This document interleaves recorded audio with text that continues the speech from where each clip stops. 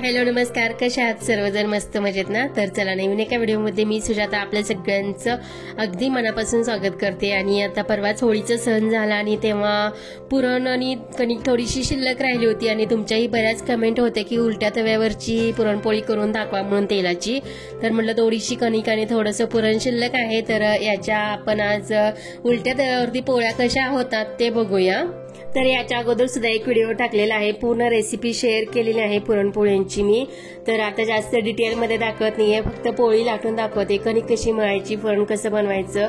तर याचा व्हिडिओ सुद्धा आपल्या चॅनलवरती अपलोड आहे 4 दिवसाच्या पाठीमागं, तर तो सुद्धा तुम्ही जाऊन बघू शकता। आणि इथं माझ्याकडे कणिक आणि पुरण थोडंसं आहे, तर म्हटलं वेगवेगळ्या पद्धतीच्या वेगवेगळ्या घड्यांच्या जरा अशा पोळ्या आपण उलट्या तव्यावरती बघूया। एकदम मस्त होतात आणि पूर्वीच्या आजी वगैरे बघा अशा पोळ्या भरपूर करायच्या, भरपूर कमेंट आले या सुद्धा म्हणजे पोळीला मी शॉर्ट्स व्हिडिओ टाकलेला आहे।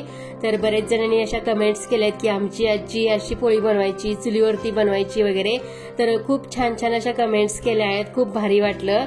आणि पुरणपोळी म्हणजे माझं फेवरेट आहे आणि मला पुरणपोळी करायला फार आवडतं, ती पण तेलाची पुरणपोळी करायला आवडतं आणि पिठाची सुद्धा करायला आवडते आणि खायला सुद्धा आवडती।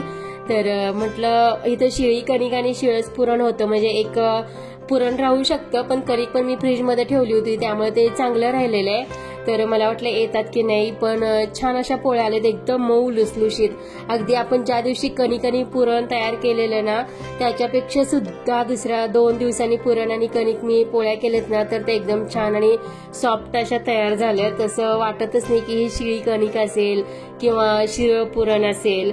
तर एवढ्या सुंदर आणि मऊ लुसलुशीत अशा पोळ्या तयार झाल्या त्याच्यापासून सुद्धा। तर पुरण आपलं फ्रीजमध्ये 8 दिवस आरामशीर राहू शकतं, काही सुद्धा होत नाही पुरणाला, पण कणिक जास्त दिवस आपण फ्रीजमध्ये नाही ठेवायची, कारण मग ते आपल्या शरीरासाठी पण चांगलं नसतं। तर मी 1 दिवस ठेवलेली, कारण परत तेवढ्यासाठीच कशाला मळायचं म्हणून 4च पोळ्या होणार होत्या, त्यामुळे कणिक आणि पुरण झाकून वगैरे व्यवस्थित फ्रीजमध्ये ठेवलेलं आणि एकदम छान आणि सॉफ्ट अशा पोळ्या तयार झाल्यात। मला म्हणजे विश्वासच बसत नाही की म्हणजे एवढ्या छान पोळ्या होतील आणि त्या पण उलट्या तव्यावरती। तर छान अशा आपल्या पोळ्या झाल्यात आणि पहिल्याच्या आहेत ना, पहिल्याच्या बायका सगळ्या अशा म्हणजे तेलाच्याच पोळ्या असायच्या प्रत्येकांच्या घरी आणि त्या पण म्हणजे असं उलट्या तव्यावरती चुलीवरती वगैरे अशा करायच्या। तर भरपूर जणांनी अशा कमेंट केलेत की पोळी छान झाली वगैरे। तर होळीच्या दिवशी बघा मी पोळीचे व्हिडिओ अपलोड केले होते, त्याला सुद्धा छान असं प्रतिसाद दिलेला आहे सर्वांनी, खूप छान व्ह्यूज वगैरे आले। तर सगळ्यांचे मनापासून धन्यवाद मानते मी, कारण खूप छान छान असे कमेंट्स वगैरे पण केलेत पोळीला। तर कोणाला आवडते पोळी तर कोणाला आवडत नाही, तर ज्याचा त्याचा प्रश्न आहे, पण ज्यांना तेलाची पोळी खरोखरच आवडते तर त्यांनी छान छान अशा कमेंट्स केल्यात। तर सगळ्यांचे मी मनापासून धन्यवाद मानते। आणि त्याच्यानंतर 1-2 दिवसामध्येच मी हे सर्व व्हिडिओ तयार करून ठेवले होते की जे की आपल्याला उलट्या तव्यावरच्या पोळ्या बघायच्या होत्या, आणि मग लगेच काही अपलोड केलेल्या नाही, तर आज मी अपलोड करते। कारण तुम्हाला वाटेल की एवढे दिवस पुरण आणि कणिक असं फ्रीजमध्ये ठेवलेली का, तर नाही, फक्त 2 दिवसच ठेवलेली आणि त्याच्यानंतरच मी हे पोळ्या बनवायला घेतल्यात आणि एकदम छान अशा झाल्यात बघा, आणि फुगतात पण जास्त। आणि तेलाची पुरणपोळी आहे ना फक्त 1 ते 2 वेळाच पलटी करायची असते, तुम्हाला माहिती असेल, कारण चपातीसारखी ती पोळी भाजायची नसते जास्त, तर फक्त 2 वेळाच अशी पलटी करायची, ती पण व्यवस्थित भाजते आणि मऊ लुसलुशीत होते। कारण आपण सारखं पूर्ण त्याला सारखं आलटी पलटी जर करत बसलो ना तर मग ती चपातीसारखी पोळी होते, व्यवस्थित लागत नाही आणि मऊ पण होत नाही, त्यामुळे 2 वेळाच अशी पलटी करायची। तर इथे मी 2-3 लेयर्स मध्ये पुरण भरून अशी पोळी बनवली होती बघा. जरा वेगळं काहीतरी ट्राय करावं असं वाटलं मला, म्हणून मी बनवलेली. आणि फुटते का वगैरे, कारण पुरण वगैरे बाहेर येतं का बघायचं होतं मला, म्हणून एकदमच आपण तेवढं पुरण भरू शकत नाही. त्यामुळे मी 2-3 लेयर्स केले होते आणि प्रत्येक ह्याच्यामध्ये पुरण भरलेलं. तर एकदम छान पोळी झालेली. आणि कुणाला असं वाटत होतं की आतमध्ये कणिक कच्ची वगैरे राहते, तर कणिक वगैरे आतमध्ये काही राहत नाही, कारण आपण पूर्ण पातळ केलेली असते आणि एकदम मऊ लुसलुशीत सुद्धा ही पोळी होते आणि खायला सुद्धा एवढीच खूप म्हणजे छान लागते.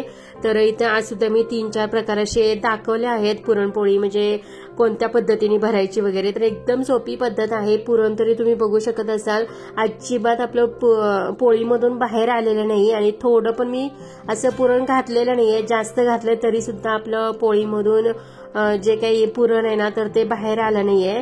तर त्याच्यासाठी कणिक आपल्याला व्यवस्थित मळून घ्यावी लागते. जर का आपल्याकडे 2 वाटी कणिक घेतली ना तर त्याच्यामध्ये अर्धी वाटी किंवा 1 वाटी मैदा घातला तरी चालेल. मैद्याचं प्रमाण थोडंसं कमी घ्यायचं आणि गव्हाचं थोडंसं जास्त घ्यायचं, मग छान होते पोळी, फुटत वगैरे नाही. तर मी हेच प्रमाण ठेवत असते प्रत्येक वेळेस.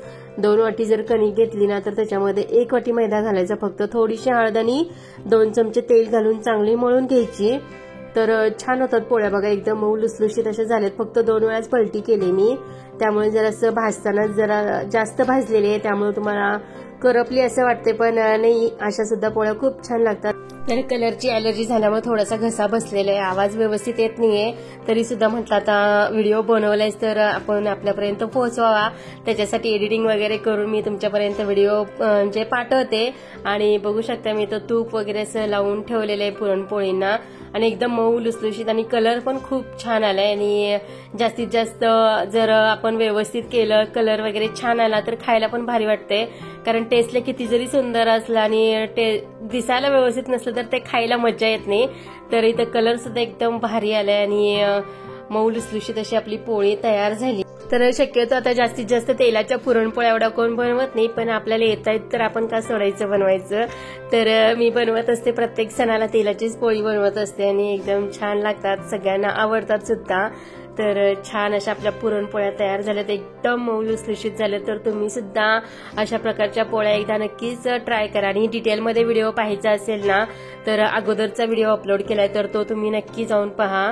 तर इथं पोळी पूर्ण चुरगाळली मी, तरी सुद्धा किती सॉफ्ट दिसते दिसायला बघा, आणि तुटलेली तर अजिबातच नाहीये. तर एकदम मस्त अशा ह्या पोळ्या तयार झाल्या. जर तुम्हाला हा व्हिडिओ आवडला असेल तर लाईक, शेअर आणि चॅनलला सबस्क्राईब करायला अजिबात विसरू नका. असे छान छान सोपे सुटसुटीत व्हिडिओ पाहण्यासाठी सुजाता's डायरीला नक्की सबस्क्राईब करून ठेवा. आणि हो, बेल आयकॉनही प्रेस करा, म्हणजे येणाऱ्या व्हिडिओचे नोटिफिकेशन तुम्हाला सर्वात अगोदर मिळून जाईल. तर भेटूया अशा छानशा रेसिपी सोबत. संपूर्ण व्हिडिओ पाहिल्याबद्दल धन्यवाद. भेटूया नेक्स्ट व्हिडिओमध्ये. तो bye bye. Thank you for watching.